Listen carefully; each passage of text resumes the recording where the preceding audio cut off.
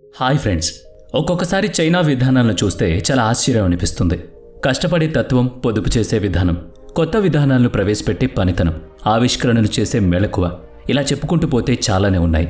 ఈ రోజు వీడియోలో చైనా ఎటువంటి పొదుపు విధానాలను పాటిస్తుందో ఆ రహస్యాలను తెలుసుకునే ప్రయత్నం చేద్దాం. చైనా సగటు పొదుపు శాతం 46%. అంటే వాళ్ళు సంపాదించే ప్రతి 100 రూపాయలు 46 రూపాయలు పొదుపు చేస్తారు.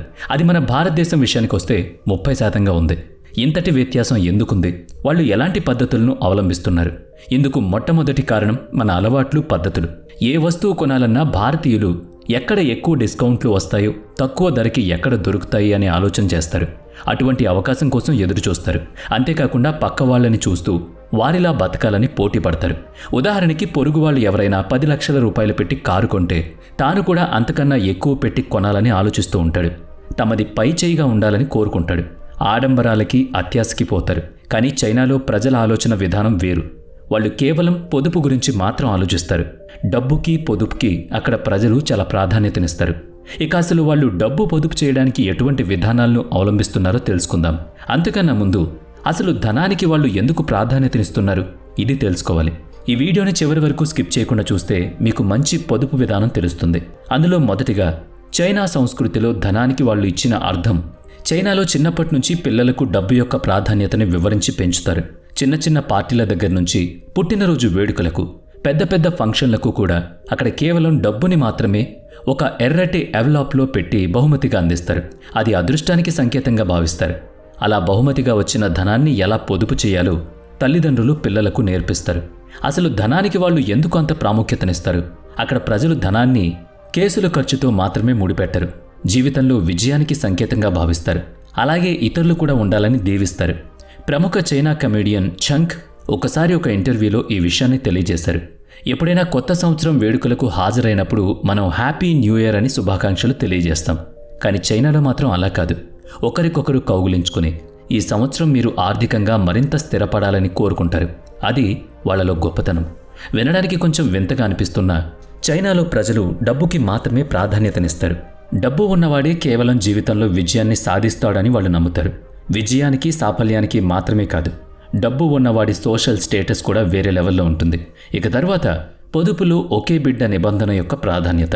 2016 వరకు చైనాలో ఒకే బిడ్డను కనాలన్న నిబంధన ఉండేది. ఎక్కువ మంది పిల్లలు ఉన్నవాళ్లు ఖచ్చితంగా ఫైన్ కట్టాల్సిందే. అందువల్ల చైనాలో ఎక్కువ శాతం కేవలం ఒక బిడ్డను మాత్రమే కన్నారు. దానివల్ల అధిక జనాభాను నియంత్రించగలిగారు. అయితే తన ఇంటి పేరుని, ఆస్తులని కాపాడుకోవడానికి చాలా కుటుంబాలు కేవలం మగపిల్లలను కనడానికి మాత్రమే ప్రాధాన్యతనిచ్చారు. ఎందుకంటే ఎక్కువ మంది పిల్లలను కన్నా కూడా ఆ కుటుంబంలోని ఆస్తి అంతా కేవలం మొదట పుట్టిన సంతానానికి మాత్రమే ఉండేది. ఇతర పిల్లలకు ఆస్తి హక్కు ఉండేది కాదు. అందువల్ల కేవలం మగపిల్లలను కనడానికి మాత్రమే అక్కడ ఆసక్తి చూపించేవాళ్ళు. ఈ విధానం వల్ల అబార్షన్లు ఎక్కువ అయిపోయాయి. ఆడపిల్లల సంఖ్య గణనీయంగా పడిపోయింది. ఒక సందర్భంలో ఈ నిష్పత్తి 122:100గా ఉండింది. అంటే 122 మంది మగపిల్లలుంటే కేవలం 100 మంది మాత్రమే ఆడపిల్లలున్నారు. అందుకు కారణం మగపిల్లలు త్వరగా చేతికి అంది వచ్చి తమ సంపాదన తాము చూసుకోగలుగుతారని. ఇక నెక్స్ట్ వన్, పదవీ విరమణ పథకాలు లేకపోవడం. చైనాలో రిటైర్మెంట్ పథకాలను అస్సలు నమ్మరు. పెన్షన్ విధానం ఉంది, కానీ ప్రజలకు వాటి మీద మంచి అభిప్రాయం లేదు. రిటైర్మెంట్ తర్వాత తమకు పెన్షన్ డబ్బులు చేతికి అందుతాయా లేదా అన్న అంశం చాలా మందిలో ఉంటుంది. అసలు తమ రిటైర్మెంట్ నాటికి ఆ విధానం ఉంటుందో లేదో తెలియదు కూడా. అందువల్ల స్వయంగా వాళ్లే తమ ఆరోగ్యానికి, చదువుకి, ఉద్యోగ విరమణ తర్వాత ఉండే ఖర్చులకి ఆదా చేసుకుంటారు. జాగ్రత్తగా పొదుపు చేసుకుంటారు. ఇక చైనా ప్రజల పొదుపు విధానంలోని రహస్యాలు చూద్దాం. ఇప్పుడిక ఈ వీడియోలో అసలైన విషయానికి వచ్చేసాం. చైనాలో ప్రజలు పొదుపు చేయడానికి ఎటువంటి విధానాలను పాటిస్తారో ఆ రహస్యాలను తెలుసుకుందాం. వాళ్ళు సంపాదిస్తున్న ప్రతి పైసా ఎక్కడికి వెళుతుంది, ఎలా ఖర్చు పెడుతున్నారు అన్న విషయాన్ని జాగ్రత్తగా పరిశీలిస్తారు. దీనికోసం ప్రత్యేకంగా ఒక బడ్జెట్ సిస్టమ్ని ఏర్పాటు చేసుకుంటారు. దాన్నే జీరో బడ్జెట్ సిస్టమ్ అంటారు. అంటే వాళ్ళు నెలవారీ ఆదాయంలో ప్రతి పైసాను ఆదా చేస్తారు. నెలాఖరులో బ్యాలెన్స్ 0 అయితే ఆదాయం మైనస్ అని అర్థం. అంటే ఇన్కమ్ మైనస్ ఎక్స్పెన్సెస్ = 0. ఉదాహరణకు మీరు నెలకు 1,00,000 రూపాయలు సంపాదిస్తున్నారనుకోండి. అందులోనే ఇంటి అద్దె, సరుకులు, ఇతర అవసరాలకు కూడా బడ్జెట్ వేసుకోవాలి. ఆ తర్వాత మీరు మీ సేవింగ్స్ని ఎమర్జెన్సీకి ఉపయోగించాలి. అంటే స్టూడెంట్ లోన్, ఇతర లోన్ చెల్లింపుల మీద కూడా ధ్యాస పెట్టాలి. వాటిని ఎమర్జెన్సీలో పొదుపు చేయాలి. అంటే బడ్జెట్ చేసిన తర్వాత మీకు నెలాఖరులో 0 ఉంటుంది. ఖర్చు చేయాల్సిన డబ్బు ఖర్చు చేయబడుతుంది మరియు డబ్బు కూడా ఆదా అవుతుంది. ఎమర్జెన్సీ ఫండ్లో డబ్బు ఆదా అవుతుంది కాబట్టి భవిష్యత్తుకు భరోసా ఉంటుంది. అలా ప్రతి పైసా లెక్కలోకి వస్తుంది. ఇక తరువాత తక్కువలో జీవించడం.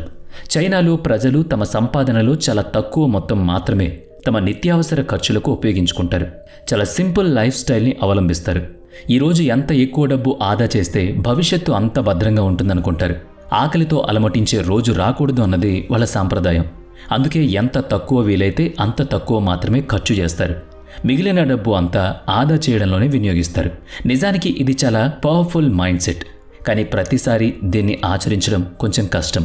ప్రతిసారి తక్కువ మొత్తంలో జీవించాలి అన్న మైండ్ సెట్ ఉంటే కొన్నిసార్లు దానివల్ల ఇబ్బందులు కూడా తలెత్తుతాయి. అలాగే జీవితాంతం గడపాల్సి రావడం కూడా చాలా కష్టం కదా. కానీ చైనాలో ఇది పాటిస్తారు. అందుకే వాళ్ళు రిటైర్మెంట్ తర్వాత కూడా వాళ్ళు కావాల్సినవి ఎంజాయ్ చేస్తూ ఉంటారు. ఇక తర్వాత అవసరాలు వర్సెస్ కోరికలు. చైనా ప్రజలు వారి అవసరాలు మరియు కోరికల మధ్య చాలా స్పష్టమైన గీతను కోరుకుంటారు.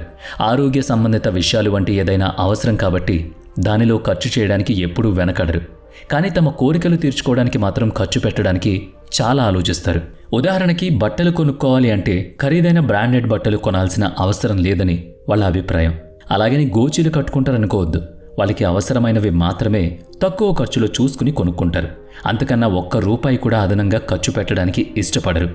ఇక్కడ బ్రాండెడ్ వస్తువులు కొనడం అనేది కోరికైతే కేవలం శరీరాన్ని కప్పి ఉంచే దుస్తులు తీసుకోవడం అవసరం.